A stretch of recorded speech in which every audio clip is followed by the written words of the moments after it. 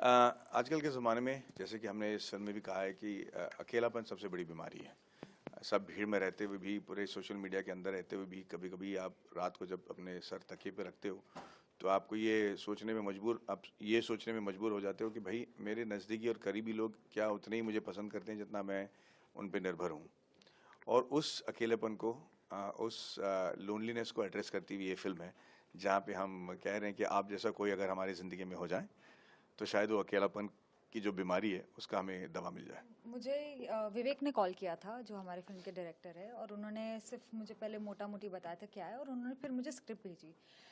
Script बहुत ही प्यारी है, मतलब आप ट्रेलर में भी देखेंगे तो एक बहुत ही खूबसूरती से जो इमोशन है कि एक लड़का एक लड़की है, वो एक दूसरे से प्यार करते हैं, उनके बीच में जो कॉम्प्लिकेशंस है ये तो हम सुनते रहते हैं, बट किस तरीके से बताया, उनकी उनकी कॉन्फ्लिक्ट्स क्या है, वो बहुत ही लेयर्ड थे। एंड ऊपर से मैडी के साथ मौका मिल रहा था मुझे पहली दफ़ा काम करने का, and I didn't want to miss that and lose that, sweet. So I was very excited. इस कहानी की खासियत ये है कि ये एज अप्रोप्रिएट वाली रोल है। मैं 22-23 साल का हीरो नहीं प्ले कर रहा हूँ, मैं बकायदा 40 प्लस का जो है एक इंसान जिसको पहली बार प्यार हो जाता है। तो उसकी खासियत ये है कि इंसान को अगर पहली बार प्यार हो जाए, तब भी वो ना टीनेजर की तरह ही बिहेव करता है।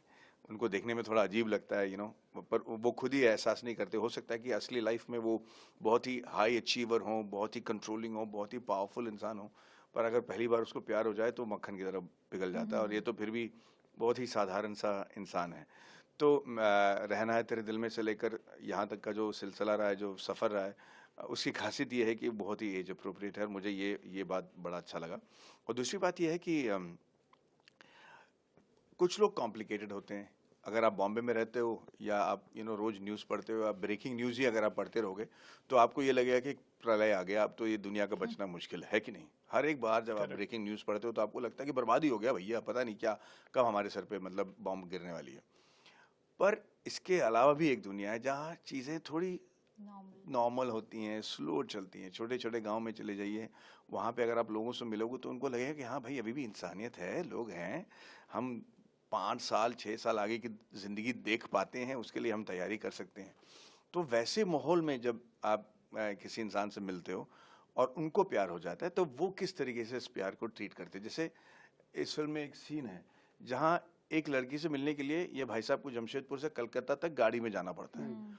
और वो उसके लिए बड़ी बात है ही नहीं, मतलब ये तो नॉर्मल है, हाँ भैया जाना पड़ेगा, 4.5 घंटे 5 घंटे हम गाड़ी में बैठ के जाएंगे। आज बॉम्बे में रहने वाले या दिल्ली में रहने वाले किसी आंसर हो गया, आप 4 घंटे गाड़ी में जाओ भैया, काम है, उसको लगेगा कि मेरा इतना अपॉर्चुनिटी मिस हो गया भाई। करेक्ट। उसके लिए वो सोचने में वो मजबूर हो जाता है। तो उस दुनिया को दिखाने में जो हमारे डायरेक्टर साहब और जो जिन्होंने कहानी लिखी है, जो खूबसूरती से उन्होंने वो दुनिया दिखाई है, वो देखकर आपको एहसास हो जाएगा कि अभी भी भैया दुनिया में बहुत सारी अच्छी चीज़ें हैं, करेक्ट। और थोड़ी बहुत कॉम्प्लिकेशंस होंगी, कॉम्प्लिकेटेड इंडिविजुअल्स होंगे, फिर भी अच्छाइयत है और प्यार है। कि आप कितना समर्थक है कि जो लिमिट में आप जो कह रहे हैं, ऑब्वियसली वो आप महिला का अपमान नहीं करना चाहते, जी। बट जो ये मैंस पावर है, इस पे आपका क्या व्यू है? देखिए भाई साहब, वही है जो शायद आप भी इसी से सफ़र कर रहे हैं, जी। कि हम कभी-कभी कुछ ऐसी चीज़ें कह जाते हैं जो हमारी कंडीशनिंग का हिस्सा है। करेक्ट। जब जब हमने हमारे माँ-बाप को या उनके माँ-बाप को जिस तरीके से दादी-दादियों को जीते हुए देखा है, करेक्ट। नए तौर तरीके हमें समझ में नहीं आता। नए तौर तरीके में जिस तरीके से हमें औरतों को ट्रीट करना चाहिए, जो उनका हक बनता है, वो हमें किसी ने सिखाया नहीं, और हमें सीखना पड़ रहा है गलतियाँ कर के। और हम नहीं चाहते कि, जैसे आपने बिल्कुल सही कहा, कि हम नहीं चाहते कि किसी को ऑफेंड करें या उनका दिल दुखाएं या उनको नीचा दिखाएं, पर हमारे तौर तरीके या जो जुबान में हमारे लफ्ज आ जाते हैं, उससे हम जो हर्ट पहुंचाते हैं उसका हमें एहसास ही नहीं है। करेक्ट। तो न चाहते हुए, इच्छा न होते हुए भी हम ये गलतियां कर जाते हैं, और ये हमें सीखना पड़ रहा है। ये नए ज़माने, नए दौर की जो जिस तरीके से रिलेशनशिप हैं, उसमें हम अपना प्यार ज़ाया करने का जो तरीका है, वो हमें नए तरीके से सीखना पड़ रहा है। आप कौन होते हैं मेरी लिमिट तय करने करेक्ट। वाले? करेक्ट। तो इसको आप कैसे देखते हैं?